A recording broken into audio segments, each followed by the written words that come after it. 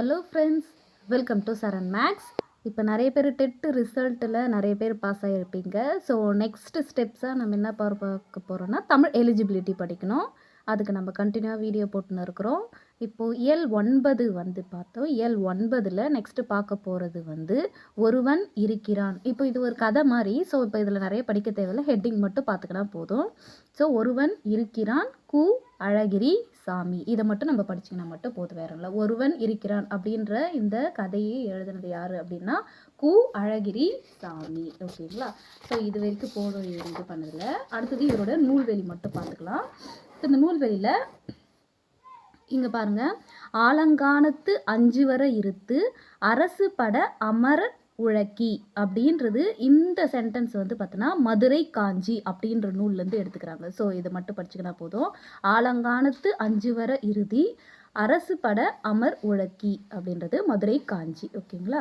So இப்போ அழகிரி சாமி அப்படின்றவர் யார் அப்படின்னு சொல்லி பார்த்தோன்னா, மென்மையான நகைச்சுவையும் சோக இழைப்பையும் ததும்ப கதைகளை படைப்பதில் பெயர் பெற்றவர், கரிசல் எழுத்தாளர்கள் வரிசையில் மூத்தவர் எனலாம். இப்போ கொஸ்டின் வந்து கரிசல் எழுத்தாளர்கள் வரிசையில் மூத்தவர் யார் அப்படின்னு கேட்டால் நம்ம என்ன ரைட் பண்ணோம்னா கு அழகிரி சாமி. ஓகேங்களா? நெக்ஸ்ட்டு நம்ம இலக்கணம் வரும். ஸோ இலக்கணம் மட்டும் செப்பரேட்டாக ஒரு டாபிக் வந்து பார்க்கலாம். இதுக்கப்புறம் இருக்கிற புக் பேக் கொஸ்டின்ஸ் வந்து நம்ம பார்க்கலாம். ஓகேங்களா? ஸோ இப்போ புக் பேக்கில் வந்து பார்த்தோன்னா ஃபஸ்ட்டு வந்து திறன் அறிவோம். இந்த திறன் அறிவோம்லாம் நல்லா படித்து வச்சுருக்குங்க. கொஸ்டின் வந்து கேட்பாங்க. ஓகேங்களா? திறன் அறிவோம்ல ஃபஸ்ட்டு பாருங்கள், பிரிந்தன புல்லில் காணில் பெரிதழு இறங்கி தேம்ப பாடல் அடிகளில் அடிக்கோடிட்ட சொற்களின் பொருளை தெரிவு செய்க. இப்போ காணில் அப்படின்னா என்ன மீனிங் அப்படின்னா, காணில்னா அப்படின்னா காடு, தேம்ப அப்படின்னா வாடை அப்படின்றது. நான் ஏற்கனவே வந்து இந்த தேம்பாவணியில் வந்து சொல்லும் பொருளும் படித்து வச்சுக்குங்க அப்படின்னு சொல்லிட்டு சொன்னேன். அந்த சொல்லும் பொருளும் வந்து மீனிங் வந்து கேட்பாங்க அப்படின்னு. ஓகேங்களா? காணில் அப்படின்னா காடு, தேம்ப அப்படின்னா வாடை. அடுத்தது, சுதந்திர இந்தியாவின் மகத்தான சாதனையும் சவாலுமாக ஜெயகாந்தன் கருதுவது. ஸோ அது வந்து என்ன அப்படின்னு பார்த்தோன்னா, பெற்ற சுதந்திரத்தை பேணி காத்தல்.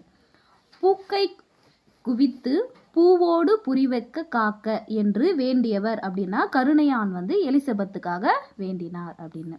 வாய்மையே மழை நீராகி இத்தொடரில் வெளிப்படும் அணி உருவகம். கலையின் கணவனாகவும் சமுதாயத்தில் புதல்வனாகவும் இருந்து எழுதுகிறேன். இக்கூற்றில் நாம் புரிந்து கொள்வது, இது யாரை பற்றினா ஜெயகாந்தன் பற்றி நம்ம படிச்சிருக்கிறோம் ஏற்கனவே. சமூக பார்வையோடு கலைப்பணி புரியவே எழுதினார் அப்படின்னு நம்ம ஏற்கனவே பார்த்துருக்குறோம். ஓகேங்களா? ஸோ இது முக்கியமானது. அதுக்கடுத்தது அப்படின்னு சொல்லி பார்த்தீங்கன்னா, இப்போது இந்த குறுக்கெழுத்து போட்டி அப்படின்ற ஒன்று, இந்த டாபிக் ஒன்று இருக்கும், இந்த குறுக்கெழுத்து போட்டி. அந்த குறுக்கெழுத்து போட்டியில் வந்து பார்த்தோன்னா சில கொஸ்டின்ஸ் எல்லாம் இங்கே கொடுத்துருப்பாங்க.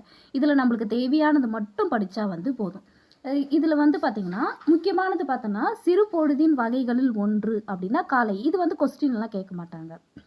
இதில் ஒன்று, சிறு பொழுதின் வகைகளில் ஒன்று காலை. இதில் நிறைய இருக்குது, காலை, மாலை, ஏற்பாடு, நண்பகல், இந்த மாதிரி நிறையா இருக்குது. அதில் ஒன்று சொல்லியிருக்கிறாங்க இந்த குறுக்கெழுத்து போட்டியில். நம்மளுக்கு தேவையானது மட்டும் இப்போ பார்க்கலாம். ஓகேங்களா? நேர் வாய்ப்பாடு அப்படின்னா, நேர் அப்படின்னா நம்ம என்னன்னு சொல்லுவோம்னா தேமா அப்படின்னு சொல்லுவோம். ஓகேங்களா? இதை எடுத்துக்கலாம். 8 தொகை நூல்களில் ஒன்று கலித்தொகை. 8 தொகையில் 8 தொகை நூல்கள் வந்து இருக்குது. அதில் ஒரு நூல் வந்து கலித்தொகை. மக்களே போல்வர் அப்படின்னா, மக்களே போல்வர் யார் அப்படின்னா கயவர். சரிங்களா? முல்லை திணைக்குரிய பெரும்பொழுது. பெரும்பொழுது வந்து நிறையா இருக்கும். அதில் ஒரு பொழுது என்னென்னா கார்காலம். மொழி ஞாயிறு. இந்த மொழி ஞாயிறு என்று அழைக்கப்படுபவர் யார் அப்படின்னா தேவநேய பாவனர். ஓகேங்களா? மொழி ஞாயிறு அவரோட ஸ்பெஷல் நேம் வந்து பார்த்தோன்னா தேவநேய பாவனர். நல்ல என்னும் அடைமொழி கொண்ட தொகை நூல் எது? இது நல்லா பார்த்துக்குங்க, இது ரொம்ப முக்கியமான கொஸ்டின். நல்ல என்னும் அடைமொழி கொண்ட தொகை நூல் வந்து குறுந்தொகை. அடுத்தது, கழை என்பதன் பொருள் வந்து மூங்கில். இதெல்லாம் நல்லா ரிப்பீட்டடாக கேட்குற கொஸ்டின் வந்து கழை என்பதன் பொருள் என்ன அப்படின்னா மூங்கில். மதியின் மறுபெயர் இது நிலவையும் குறிக்கும் திங்கள். இது நிறைய பேருக்கு தெரியும். குறிஞ்சி திணைக்குரிய விலங்குகள் வந்து நிறையா இருக்குது. அதில் ஒரு விலங்கு எதுன்னு சொல்லியிருக்கிறாங்கன்னா சிங்கம். டேஷ் என்பது புறத்திணைகளுள் ஒன்று கலித்தொகை. அடுத்தது, மருந்தே ஆயினும் விருந்தோடு உண். இப்படி சொன்ன இந்த கூற்று சொன்னவர் யார் அப்படின்னா ஔவையார். மருந்தே ஆயினும் விருந்தோடு உண் என்று கூற்றை கூறியவர் யாருன்னா ஔவையார். மதிமுகம் உவமை எனில் முகமதி உருவகம் ஓகேங்களா. அடுத்தது விடையின் வகைகள் அப்படின்னா 8. விடையின் வகைகள் வந்து 8. விடையின் வகைகள் வந்து 8. ஓகேங்களா. வீரமாமுனிவர் வந்து இயற்றிய நூல் வந்து தேம்பாவணி. இப்போ வீரமாமுனிவர் இயற்றிய நூல் வந்து நிறைய இருக்குது. ஆனால் இந்த இதில் கொடுத்துக்கிறது வந்து தேம்பாவணி. அடுத்தது பிள்ளை தமிழின் 2ஆம் பருவம். இது ரொம்ப நிறைய கொஸ்டின்ல டிஎன்பிசினா இருக்கட்டும், டெட்னா இருக்கட்டும், எலிஜிபிலிட்டினா நிறைய கேட்டிருக்கிறாங்க. பிள்ளை தமிழின் 2ஆம் பருவம் எது அப்படின்னா செங்கீரை. தாள், சப்பானி, முத்தம், வருகை, அம்புலி, சிற்றில், சிறுபறை, சிறுதேர் அது எல்லாமே பிள்ளை தமிழோட பருவம். அதில் அந்த ஆர்டரில் 2ஆவதாக வர்றது வந்து செங்கீரை. முப்பால் பகுப்பு கொண்ட நூல்களில் ஒன்று. நம்மளுக்கு முப்பால்னாவே என்னன்னு தெரிஞ்சிடும், திருக்குறள். அடுத்தது மன்னனது உண்மையை புகழை எடுத்து கூறுவது. மன்னனது உண்மையான புகழை எடுத்து கூறுவது வந்து மெய் கீர்த்தி. இதுவும் நல்ல இம்பார்ட்டண்ட்டான கொஸ்டின் பார்த்துக்குங்க. மன்னனது உண்மையான புகழை எடுத்து கூறுவது மெய் கீர்த்தி. 96 வகை சிற்றிலக்கிய வகைகளில் ஒன்று பிள்ளை தமிழ். 96 வகை சிற்றிலக்கிய வகைகளில் ஒன்று பிள்ளை தமிழ்.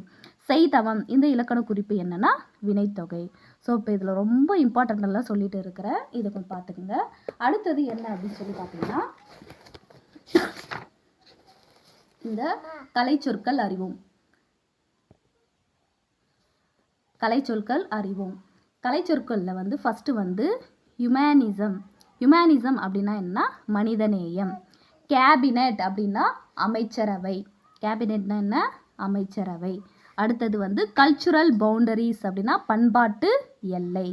கல்ச்சுரல் வேல்யூஸ் அப்படின்னா பண்பாட்டு விழுமியங்கள். இதெல்லாம் படிச்சுக்குங்க, இது ரொம்ப இம்பார்ட்டண்ட்டு. அதுக்கப்புறம் வந்து இந்த குறள் இந்த கதை, அந்த கதையை எழுதினவங்க யார், இந்த நூல். ஓகேவா. யானை சவாரி என்ற நூலை எழுதினவர் யாருன்னா பாவண்ணன். கல்மரம் அப்படின்றது திலகவதி. அற்றை திங்கள் அவ்வெண்ணிலவில் அப்படின்னு நான் முருகேச பாண்டியன். அற்றை திங்கள் அவ்வெனிவில் அப்படின்றது நான் முருகேச பாண்டியன். ஓகேங்களா. ஸோ இப்போ இதுதான் இதில் இருக்கிறது ரொம்ப இம்பார்ட்டண்ட் எல்லாமே சொல்லிட்டேன். அடுத்த முறை நான் வீடியோவில் போடும்போது எனக்கு எடுத்த மாதிரி ஷார்ட்கட்டாக நான் எப்படி புரிஞ்சுப்பேன். சிலதெல்லாம் காமெடியாக எடுத்துப்பேன், சிலதெல்லாம் வந்து இதுவாக எடுத்து எனக்கு புரிஞ்சுக்க மாதிரி சொல்லியிருப்பேன். அது அந்த மாதிரி வந்து நெக்ஸ்ட் வீடியோவிலேருந்து நான் இப்போ படிக்க ஆரம்பிக்கலாம். அப்படி படித்தோம் அப்படின்னா நம்மளுக்கு இன்னும் கொஞ்சம் ஈஸியாக இருக்குது. ஓகேங்களா. ஸோ இந்த வீடியோ பிடிச்சிருந்துச்சுன்னா லைக் பண்ணுங்கள், ஷேர் பண்ணுங்கள் அண்ட் சப்ஸ்கிரைப் பண்ணுங்கள். சப்ஸ்கிரைப் பண்ணிட்டு நம்ம வீடியோவை கண்டினியூவாக பார்த்துனே வாங்க. ஓகேங்களா. தேங்க்யூ.